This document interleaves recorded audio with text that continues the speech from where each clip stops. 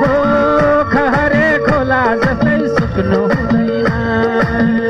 तिमी यात्री हो समाजवादको, तिमी यात्री हो समाजवादको, बिचैमा ठाकेर रुक्नु